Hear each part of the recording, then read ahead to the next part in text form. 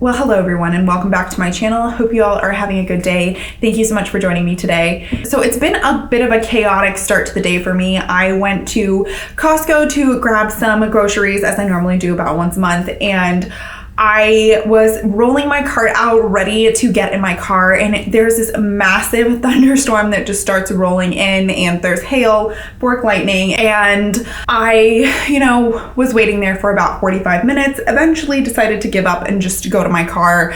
The rain had seemed to be a little bit better, and of course, that was the moment where the skies just let loose and it was awful. But anyways, now I've made it back, made myself a cup of tea, and made myself one of these raspberry cookies from Costco, which are the best, by the way, if you happen to live around one and really enjoy their baked goods. But anyways, after all of that chaos, I'm very excited to sit down, enjoy my cup of tea, and chat you guys through some of the books that I've picked up over the past couple of months. I would say that these are most of the books that I picked up during lockdown. There are a couple of others that I'm probably missing, but I honestly couldn't remember which ones I'd already shared, so I'm just gonna stick with this pile, which is a lot. And honestly, I'm more excited about today's video than I have been in a while, because I feel like over lockdown and over the past year of my life, my reading taste has changed so much. And now I found myself gravitating towards a lot of literary fiction and thrillers, and I just feel really, really inspired by all the books in this stack. So I'm excited to go through them with you all. And without further ado, let's just get started, because this video is already going to be extremely long.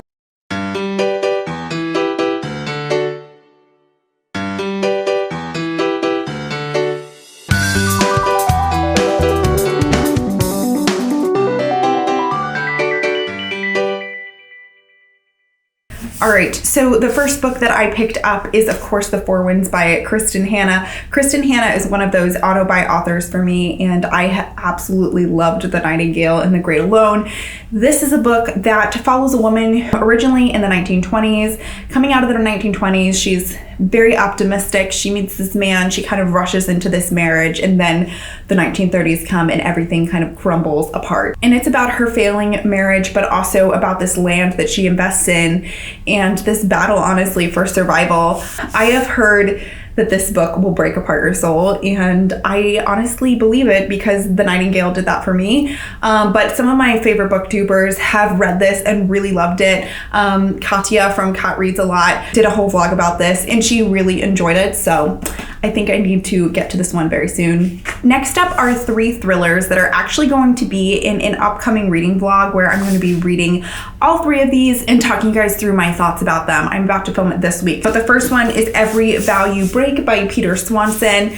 He also came out with 8 Perfect Murders last year, which got a lot of hype and people really enjoyed. This is about a woman who meets this millionaire and falls madly in love, and the night before their marriage, she gets very drunk and hooks up with someone at her bachelorette party, and this stranger won't tell her his name, and she goes through with the wedding, but then afterwards on the honeymoon, he kind of reemerges, and there starts to be a lot of stalker vibes with this new stranger, but also her new husband is a little bit more of a mysterious figure than he once was. So this seems to be going along with a trend that I've seen so much recently of like the haunted marriage. Speaking of that, I'm actually reading The Guest List right now by Lucy Foley, so I'll talk to you guys about my thoughts about that one in an upcoming video, but excited for this. Speaking of another troubled relationship, we have Too Good to Be True. This is about a woman who marries this man who seems to be perfect, but then everything starts to unravel, so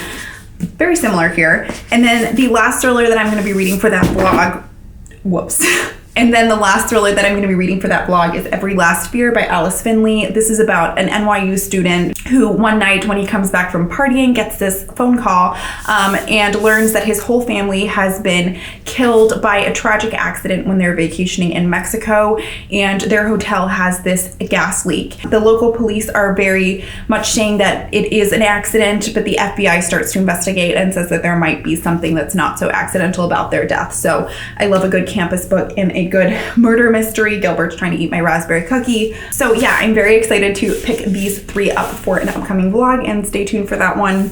Probably will be coming out in a couple of weeks. Kind of continuing on with the mystery thriller trend, we have the Magpie murder. So I was walking around a independent bookstore where I live, and I saw this massive book called I want to say the Moonflower Murders, and it's the second book to this series.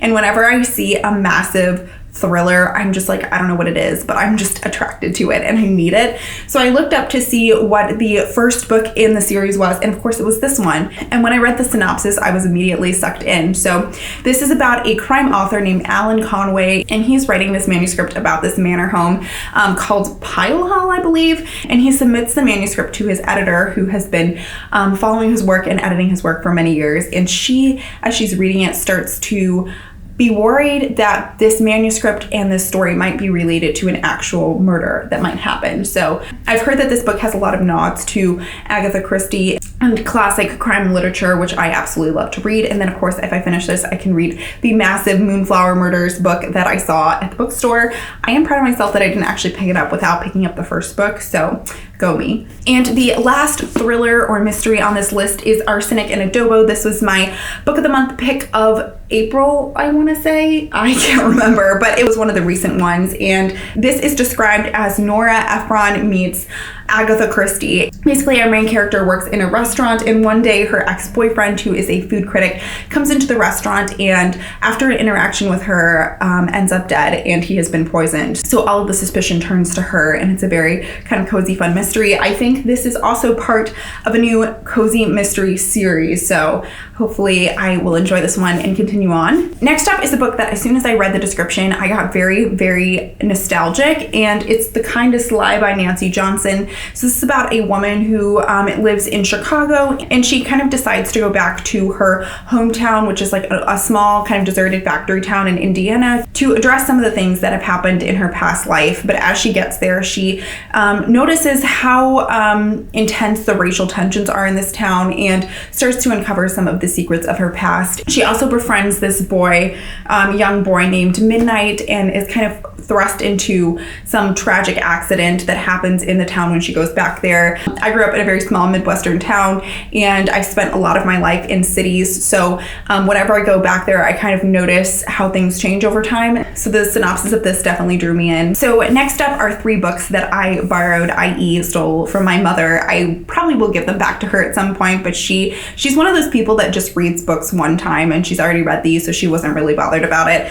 And those are the Neapolitan novels by Elena Ferrante. So I remember when my mom read these books, and every single day she'd be like, oh my gosh, I got to this new part of the Elena Ferrante book. And I'm like, Mom, because this was when I was in high school and I didn't really read that much. And I was like, this woman has got to stop talking about the Neapolitan novels. Of course, now that I'm more of a reader, I have picked them up and stolen them from her, and I am planning to read them. So this is about 2 friends that grow up in Naples, and it's about their life in childhood and then as they grow up and have children. There actually is a 4th book to this series that we supposedly have at our house but has mysteriously disappeared. So if my mom has not found book 4 by the time I get to it, I will purchase book 4 if I have enjoyed the rest of the series. I do have to say, one day when I was visiting home, I picked up book 1, just kind of curious, and started reading it. And then before I knew it, 2 hours later, I was 100 pages deep and completely obsessed with it. So I think that this will go very, very quickly when I start them. And I'm actually maybe considering doing a reading vlog of these. I don't know if that would be interesting, doing like a reading vlog of an entire series, but this is a very anticipated series for me. So let me know if that would be something that you are interested in. Do you guys like how Gilbert just gradually gets closer and closer and closer in these videos? Okay, so next up is the only nonfiction book, and this was gifted to me by my boyfriend's parents, which was so lovely of them. And this is The Doctor's Blackwell, and it says how 2 pioneering sisters brought medicine to women and women to medicine. Most of this book is actually about Elizabeth Blackwell, and she was the first female ever to receive an MD, which is awesome, and it's kind of sad how late that happened, but still. And then her sister, sorry if you can hear the sirens, her sister Emily also became a physician, and so there's a lot of rivalry and interesting dynamic between them. And I am just all for women in medicine, as I am a woman in medicine myself, so I'm really excited to read this. Next up is a book that I am quite confident will break my soul, but I have to read it because I've seen nothing but amazing, amazing reviews of it. And that is Shuggie, Bain by Douglas Stuart. So it was shortlisted for the 2020 Booker Prize National Book Award finalist and all of these other things here. So it is very highly regarded and has been on many of the book prize lists over the past year. But this is about a boy named Hugh, also goes as Shuggie Bain, hence the title, and he lives with his mother Agnes in Scotland, and Agnes unfortunately is an alcoholic, and it's kind of about their relationship and the love between them, but also how her relationship with alcohol strains their bond. And also Shuggie is queer, and so it's about his kind of coming out story and his childhood, and I've heard that it's just heartbreaking and amazing. Next up is another book that I stole/borrowed from my mom, and that is Leave the World Behind. This is a story about a young couple that goes to Long Island, and they are there for a very relaxing, or so they hope, vacation weekend. But then late one night, this older couple knocks on the door and tells them that throughout New York City, all of the power is out, the Wi-Fi is out, and it's kind of this apocalyptic, almost dystopian of sorts, it sounds like from the description, story. And I think it's a little bit about the relationship between these two couples, but also this kind of chaotic scene. My mom really enjoyed this as well, so hopefully I will like it. I have to say, I don't read a lot of dystopian books, but the synopsis to this one drew me in enough that I'm willing to give it a go. All right, and the last 4 books on this list are some way or another related to the Women's Prize, which I am a massive fan of. It's probably the book prize that I enjoy following the most, and if you guys don't know what it is, I'll leave some links down below, but basically it's this prize that honors female writers, and every year there's a long list announced, which has already been announced, I want to say in March, and then there's a short list, which I believe comes out this next week. I think a week from today, if I'm actually getting this video up on time. I wanted to get some of the books on the long list. Also, I tried to predict some of the books that are going to be on the short list, so I bought some books that I think will end up being on the short list because I want to try and read the entire short list this year. The first one is Transcendent Kingdom by Gyasi. I have not read any of her other books, but she also wrote Homegoing, which I know is very, very loved. This is about a woman who is a neuroscientist, I believe, at Stanford University, and her family has been through so much turmoil. Her brother was an athlete who died due to a heroin overdose during kind of the opioid epidemic after he had an injury, and then his mother is very heartbroken, and so she has a lot of issues with her mental health. So Gifty, our main character, is kind of trying to bridge the gap between science, which is her everyday, and also faith and emotion and religion, and trying to use those things to understand the grief that her family has been through. I really enjoy books about science and about specifically the kind of bridge between science and emotion, science and religion. I think those are really interesting, so I'm really excited to get into this, and I do think this is going to be on the short list if I had to predict. I could be wrong, but I just heard amazing things about it. Next up is a book that I read a bit of when I was walking around a bookstore, and that is Burnt Sugar. This is a book about a woman who goes back to take care of her mother who has dementia, and their relationship is extremely troubled. I think growing up there was a lot of turmoil and they had a really difficult time being around each other, but as she goes back to take care of her, she kind of is torn between the love that she still has for her mother, but also these difficult feelings from her childhood. And I think the first sentence of this book perfectly sums up, I think, the general vibe and kind of the uncomfortableness that will be in this story. And that is, I would be lying if I said my mother's misery has never given me pleasure. And I remember as I was reading the first part of this book, I was really stricken by how stark and disturbing some of the language was, but also how interesting I think that the dynamic will be between these two characters. So very excited for this one. So the last 2 books of this haul are not actually on the long list, but they are books relating to books on the long list, so I decided to pick them up. And the first of those is Autumn by Ali Smith. So this is the first book in the seasonal quartet. The book that is actually on the long list, and I personally think is going to be on the short list, is Summer by Ali Smith. And of course, it goes autumn, winter, spring, summer. And so you're supposed to read them in that order, and that was the order of publication.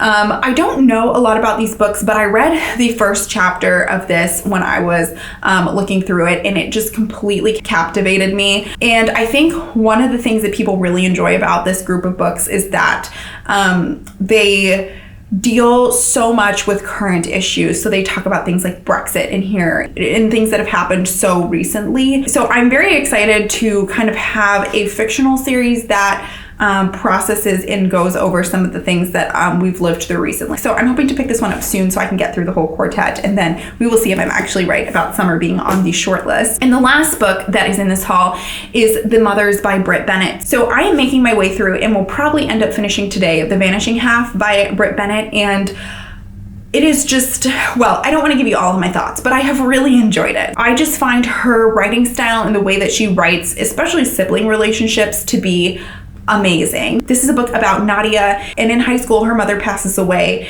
and she gets in this relationship with her pastor's son named Luke, I believe, and he is white, she is black, I believe, and so it's about their kind of relationship and also them hiding their relationship from other people. And I don't believe it just happens in high school, it also follows them throughout their life and the people around them and how they're affected by this. To me, it sounds very similar in a lot of ways to The Vanishing Half, so I think that a lot of the things I love about that book I will also enjoy about this book as well. Well, that is quite a stack of books. I don't think I'm going to be able to hold them all up for the thumbnail, but I will do my best. I would love to know out of this whole stack which ones you are most excited for me to read, and if there are any that you have actually read, and which ones you enjoyed most out of these. And also, I'm very curious, do you feel like your reading taste has changed over the past year or in lockdown in general? Because I just feel like this year has been so transformational, both for me but also for my reading taste. So anyways, I hope you all are having a great day. I hope you enjoyed this video, and leave me a book emoji in the comments down below if you made it all the way to the end. And with that, I will see you guys in my next video. Bye.